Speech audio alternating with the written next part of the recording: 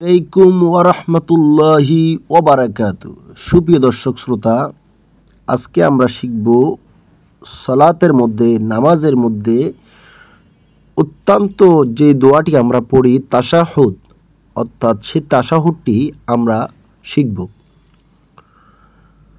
আত্তাহিয়াতু লিল্লাহি ওয়াসসালাওয়াতু ওয়াত-তাইয়্যিবাতু। আসসালামু আলাইকা আইয়ুহান নাবিয়্যু ওয়া রাহমাতুল্লাহি ওয়া বারাকাতুহু। আসসালামু আলাইনা ওয়া আলা ইবাদিল্লাহিস সালিহিন। আশহাদু আল্লা ইলাহা ইল্লাল্লাহু ওয়া আশহাদু আন্না মুহাম্মাদান আবদুহু ওয়া রাসূলুহু।